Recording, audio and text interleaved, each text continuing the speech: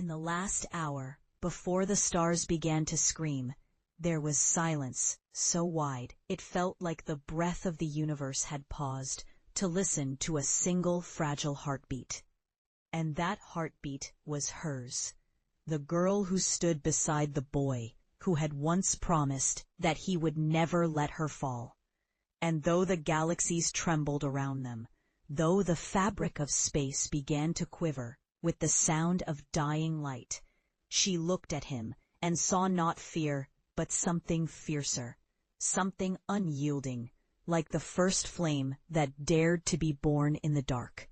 And he saw her eyes and thought, this is what eternity looks like when it forgets how to end. And so they stood as the sky bled its colors into the void, holding on to each other, as though their touch could convince the dying cosmos to wait a little longer. And maybe it did, because for one brief breath, time stopped, and love became the last law still obeyed. Once there had been planets that sang. Once there had been stars that whispered to each other in the language of light. But now there was only the echo of those songs drifting like ghosts between collapsing constellations. Yet in that ruin, the boy and the girl found something worth saving.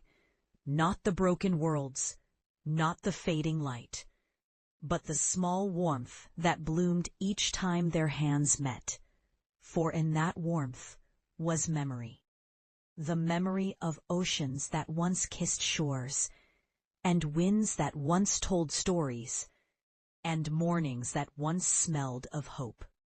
They walked across the burning sky, their feet brushing over the ashes of creation, and each step was a prayer, not to the gods who had abandoned the heavens, but to each other. For what else could remain holy when all that was divine had fallen? And when she stumbled, he lifted her. When he faltered, she steadied him. And their path became the heartbeat of what little life the cosmos had left. They reached a world half broken, half beautiful, where the last rivers still glowed faintly beneath the veil of falling starlight. And he told her that here they would rest, but she shook her head, for rest was for those who feared the end, and she did not fear it, not any more.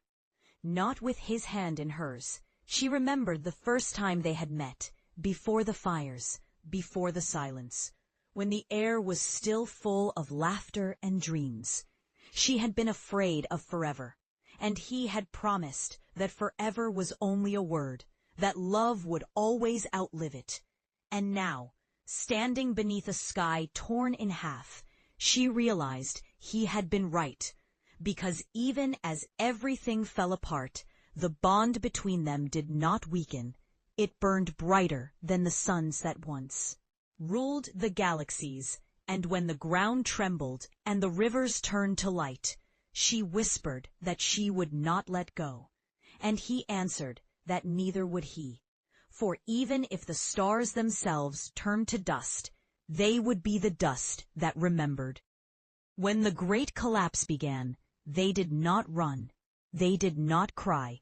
They stood and watched as the horizon folded in upon itself, as light became shadow, and shadow became nothingness.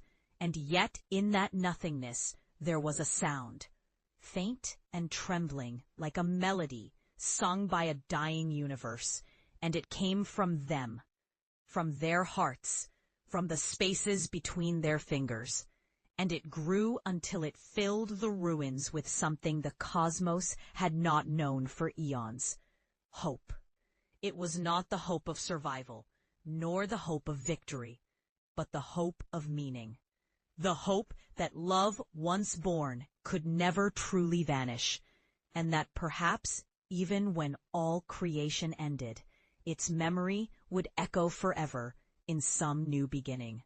They held each other tighter, the fire around them turning their outlines to gold. And when she spoke, her voice was softer than the falling light. She said, "If this is the end, then it is beautiful."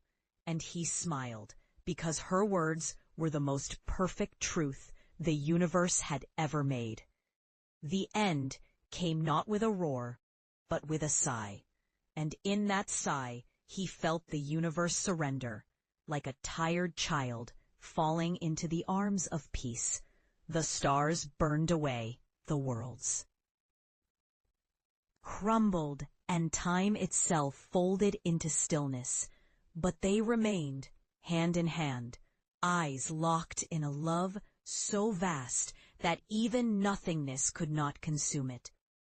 He looked at her and saw in her gaze every sunrise that had ever existed, every dream ever dared, every tear ever shed for something lost. And she looked at him and saw the courage that had held the cosmos together for just a little longer. They did not speak. There was no need. Their hearts had already written the last story of existence. And when the final light came to take them, he smiled, not in defiance, but in gratitude. 4. He had seen the end, and it was not destruction, it was beauty. And as everything turned to silence, their joined hands became the spark of a new dawn. Somewhere beyond time, where love began again.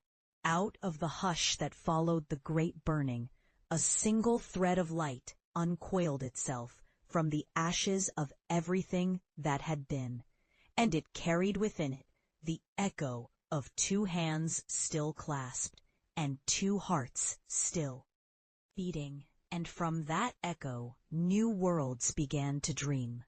They were faint at first, fragile sketches drawn upon the dark. But within each spark there was remembrance. The memory of laughter, the warmth of a gaze, the promise whispered at the edge of oblivion. He and she were no longer flesh nor shadow. They were woven into the pulse of the newborn stars, the rhythm by which the galaxies learned to turn once more. And every planet that formed sang a little piece of their song. Every sea that shimmered carried a reflection of their final smile. The universe that had died was not gone. It had simply become love itself, unending, unbroken, alive again in the infinite now, where two souls held hands still, though no longer bound by time. For in that boundless light, they were the first dawn and the last forever.